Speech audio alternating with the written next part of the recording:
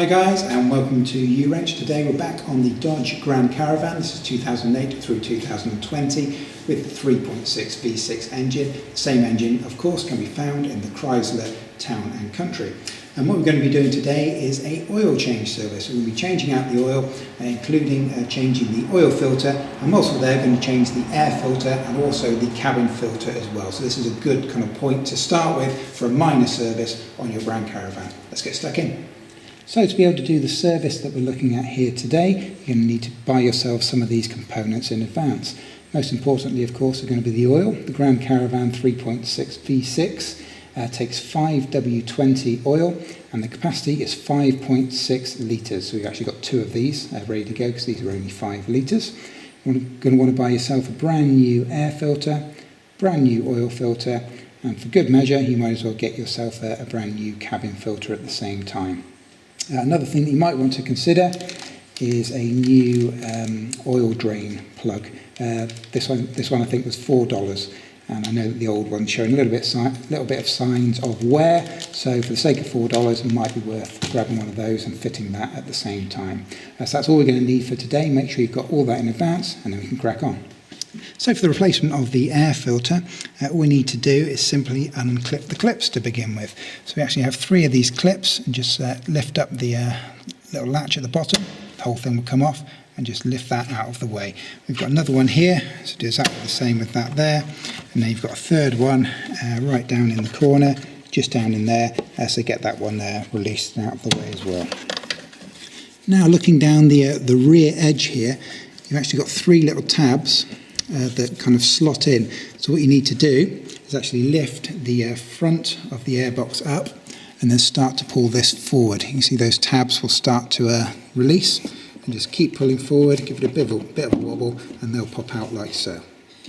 This will allow you to simply lift the lid on the airbox, and that'll give us all the access we need to the old air filter.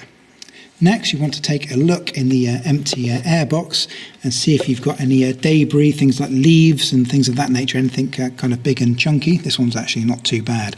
If you have, what you want to do is grab the vacuum cleaner, the nozzle of your vacuum cleaner, and just shove that in there and vacuum out any of those leaves or bits of dirt that you have in there before you fit the new filter. To fit the new filter, you simply reverse the process. What you want to do is go around the edges and ensure that they're all seated correctly all the way around. So you see, when I first started that one, this one was sat up on top of this lip right here. So I want to make sure that that's actually sat down inside there, because you don't want anything to pinch above this lip when you put the lid back into place. So before we actually drain the oil, we're going to be following the Dodge Workshop manual, doing it step for step. First thing we need to do is slacken off the oil filter cap right here. Now access to the oil filter is somewhat limited because we have this big air pipe directly in the way above it. So you can kind of wrestle it out, but it's much easier, and it only takes a couple of minutes just to remove this air pipe here. So what we'll do is we'll get rid of this, and that gives all the access that we need, and we're going to slacken this off to allow the airflow into it before we release the drain plug on the bottom of the car. So just to give us maximum access, we'll just pop the engine cover off and pop that out of the way. So next we've got this air line on the back of the airbox right here. Give that a bit of a wobble, and that will pop off. So next, just start to loosen off the hose clip at the rear there.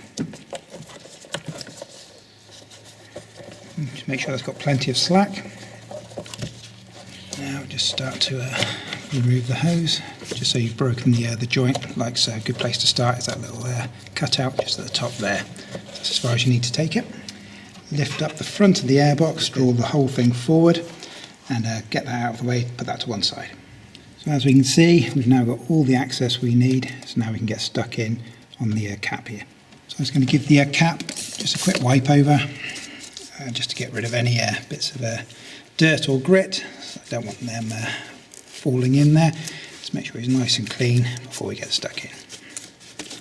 So the next thing I'm going to do is just put a little bit of blue paper just around the base of it. to help catch any drips when we pull the old filter out. And you can undo these with either a 24mm or 15/16.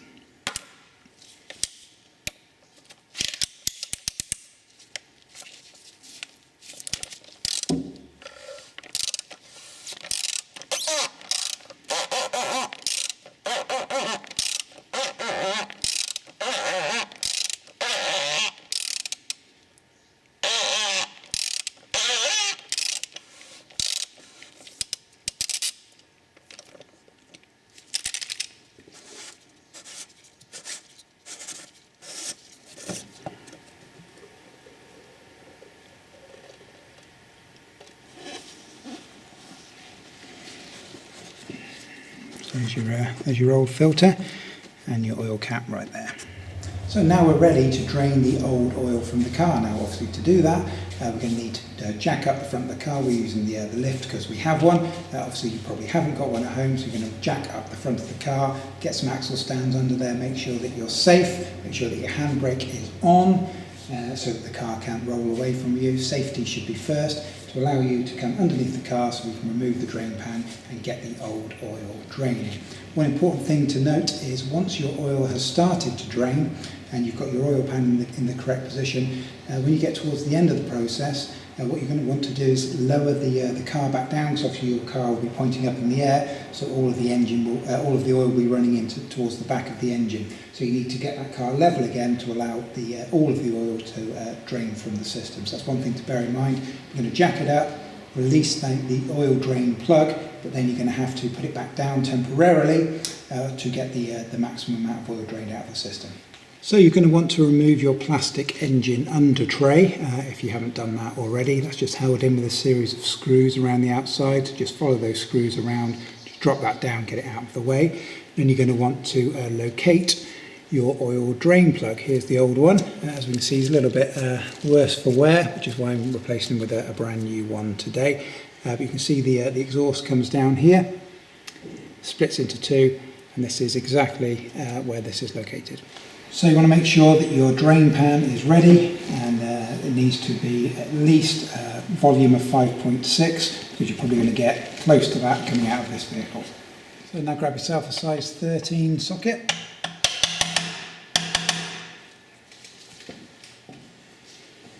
And it's time to loosen this off. Now this one's a little bit stubborn. I think he's rusted in a little bit, so I'm going to get a little bit of penetrating oil. The one I'm using today is Liquid Wrench. There's dozens of different brands. I'm just going to put a little bit of that on there.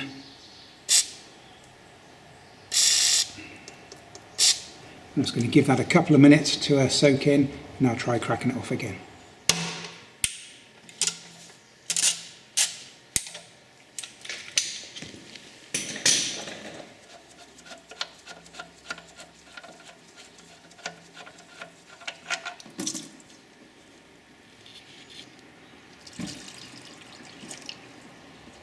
So now what you want to do is just give that a few minutes to drain out. It's probably going to take at least 5-6 minutes.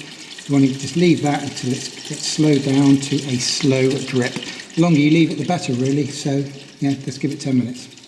And just a quick reminder for you, especially as this starts to flow, what you're going to want to do if you've jacked the front of your car up and the front of your car is at an angle, you're now going to want to lower it down. You need to leave the drip pan still in place.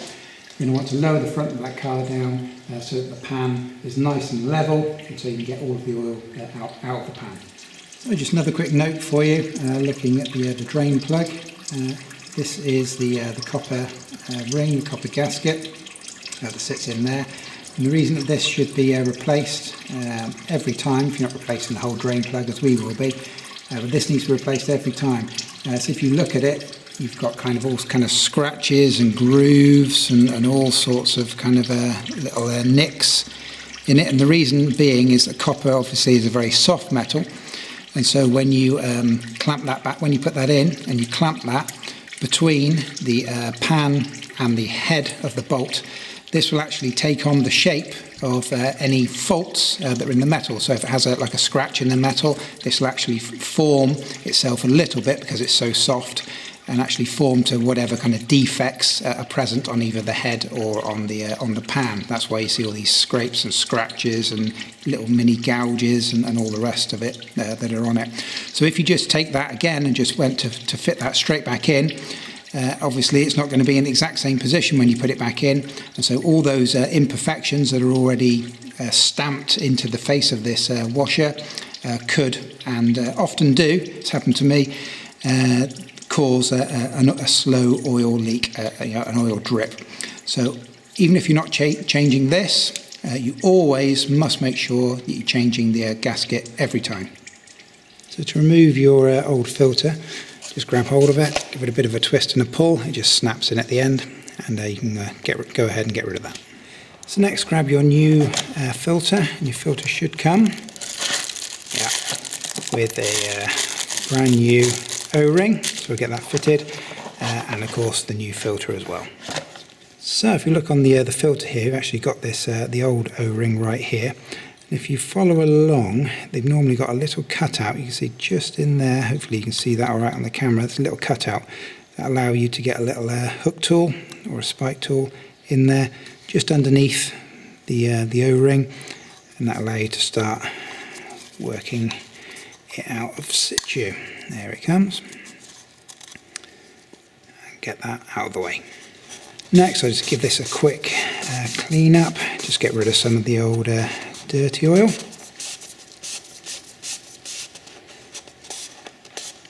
So next, grab your brand new oil, and you just need a tiny little bit in the cap, like so. And take your new washer, and what we're going to do is we're going to use the oil to create a wet seal. You never want to put these on bone dry. Two reasons: A, it has very little lubrication when you're screwing this into the actual body, when this cap screws back into situ, and when this has a wet seal rather than a dry one, it'll actually create a much better seal. So what we want to do is use your nice fresh engine oil, and just make sure you give it a good coating all the way around this gasket. Don't leave any dry spots. And then you want to work the new gasket carefully into place. They can be quite tight. I think that's the whole point of them. And then just roll it up the body, and you want to get it into that final slot where you just removed the original one from. There it is. So you can see that's sat in that groove. As you spin it around nicely all the way, I'm just going to give it one more little wipe over with the new oil. So that is that part of it. The new O-ring is good to go. So now take your new filter and press it into the lid, and it should snap into place. There we go. So next I'm just going to give it a bit of a clean, and now the flow of oil's slowed down. Obviously you don't want to spray your degreaser straight onto that, because you're going to put it into the sump. So I'm just going to spray it onto my cloth, and I'm just going to give this a bit of a clean up.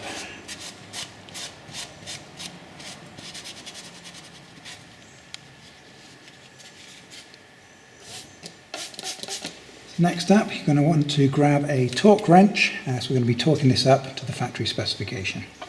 So just start it by hand. First of all, make sure that nothing's cross-threading, and then we get the torque wrench on it. So on the Grand Caravan, this goes to 45 Newton meters, which is 33 foot-pounds.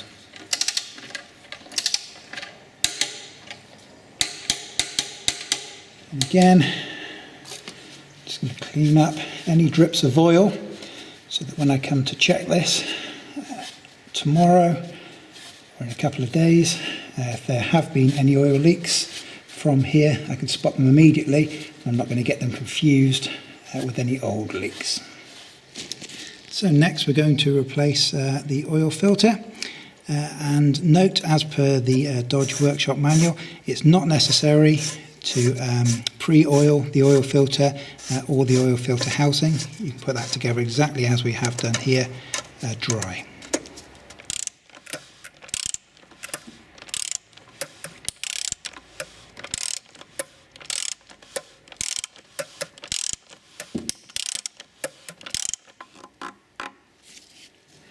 So next we're going to grab our torque wrench again. We're going to torque this up to the factory spec.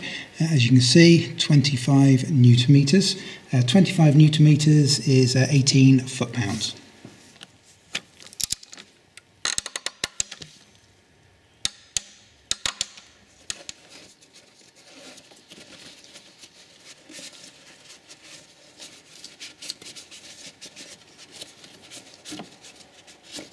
So again, I'm just going to give the oil filler cap a bit of a clean up just before we open that up. Again, to help ensure we don't get any contaminants in our nice fresh engine oil. So just pop your oil filler cap to one side, replace that with a funnel. So just a quick reminder that the fill capacity for this car is 5.6 litres. So, I mean, you never get every single drip of oil out, but we're going to have got most of it out. So we're probably going to want to start checking the levels as we get kind of over 4.5 to 4 3/4 litres, something like that. So keep pouring this in. This is a 5 litre container, so I'm going to put almost all of this in. I'll probably leave between half and a quarter of a litre in the bottom of this, and then I'll start to do my checks on the oil level using the dipstick. Okay, so I've put about 4 3/4 litres in, and it's just bringing it up to the kind of the bottom of the safe marker there. So what we're going to do now, as per the Dodge workshop manual, we're going to start the car, leave the car running for 2 to 3 minutes, just to help the oil start circulating around the system, and then we're going to check the level again and top off as required, like that. Now before we go ahead and start the car up, what we want to do is obviously replace our air pipe so that the car's breathing normally again.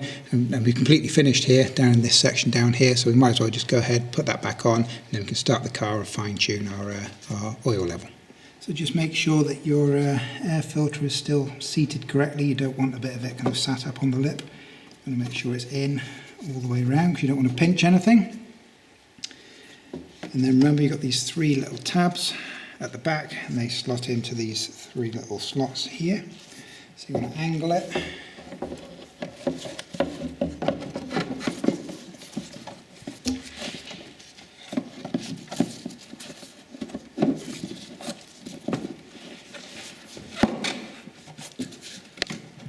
And then push the front down. Again, just have a look around it, make sure that you haven't pinched your air filter. And if you're looking good, just reattach your three clamps.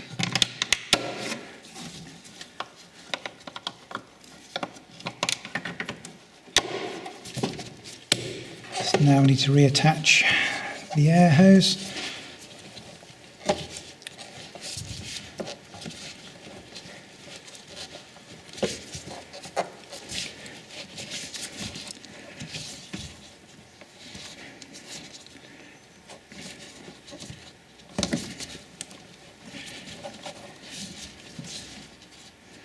Make sure it feels flush all the way around, including at the bottom, and then once you're happy, we can tighten the clamp back up, and that's job done. And of course, don't forget to reattach your little bleeder hose here. So now I've had the engine running for 4 or 5 minutes. As per the Dodge workshop manual, we're going to check the level again and fine tune as required.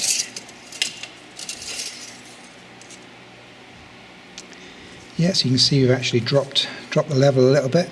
We're just about there now, whereas before we were just about there. So yeah, we've dropped 5 or 6 millimeters, I guess, on there. So I'm just going to continue to put that up. So I think we're going to get close to the 5.6 on this. So now I'm just going to top it up, and we'll see how much we use.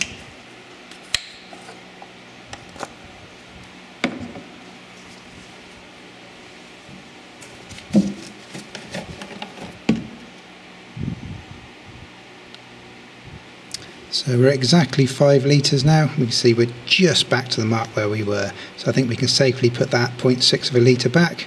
That's going to take us up to probably around where the A is, bang on the centre of the safe mark there. So we'll do that right now. Yeah, so there we are. Hopefully you can see that. That is bang on. It's absolutely bang on. the centre of the S-Safe. So that is your 5.6 litre oil change.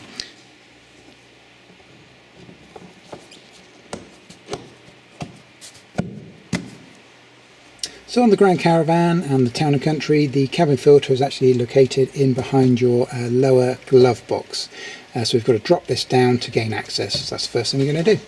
So to limit how far the glove box can open, Dodge have put this little bracket on. You can just see it on the inside there. And so what we need to do is just slide that back. When you look at this, you can see they've got a round section, that's the head of it, and then like an open section. So what you want to do is slide the whole thing back, and then that will allow it to pass through to the other side. So I'll just show you that now. And next up, if you look in the corners of the glove box, you can see it's designed to kind of flex. That's because it's got kind of two tabs. So what we're going to do is lift it back up a little bit, squeeze it in on both sides at the same time, and that should allow you enough space to lower it down. That's one side and that's the other. And once you're past, these are the little tabs. So you've got to bend that in enough so that these tabs can pass through and not catch on the top there. Bend that down, and then that allows the whole of the glove box just to fall down. And it's all hinged here, it's not going to fall off, so you can just leave it in that position. And here's the little feature that Dodge have put in on a piece of string. It just rolls backwards and forwards in this manner. It is spring loaded, so when you let go of it, it will snap away from you. Don't worry about that. When we come to refit that, all you do is you draw it forward and hold it in place and snap it back in. But that's basically how that section works. So just at the top here we have this little panel, this door. On either side of it you've got these little ears. You push that in, same on the other side, that door will drop down out of the way. So there we can see the old filter. We've got quite a lot of debris and leaves and things. So we'll definitely have to give this one a bit of a vacuum before we refit the new filter. Just slide that slowly forward, and that's the old filter there.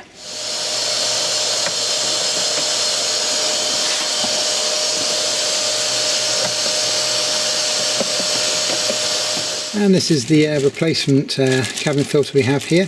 And usually, you can see this one's marked airflow with some arrows. Obviously that indicates the direction of the airflow. And when you fit this back in, if yours has this, the arrows should be pointing downwards. Slide the new filter back into place, like so. And next, take your little door and snap the two ears on either side. Make sure they're definitely latched on, and that's good to go.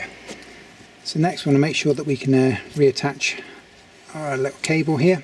So you push that all the way to the end, just hold that out to the side.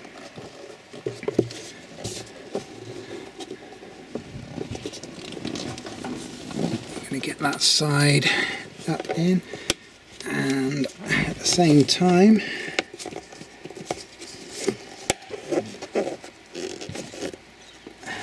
push that in, that's secured there.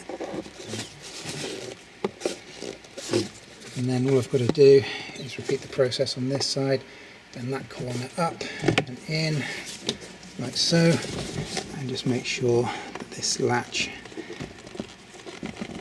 that's it, is all the way to the back. Yes, when you pop this back in, you've got to make sure that you push it all the way back and it's kind of straight in relation to the kind of the pinched part, the hourglass part, if you like, should be that straight edge there. And that's it, guys. That is your cabin filter replaced and good to go.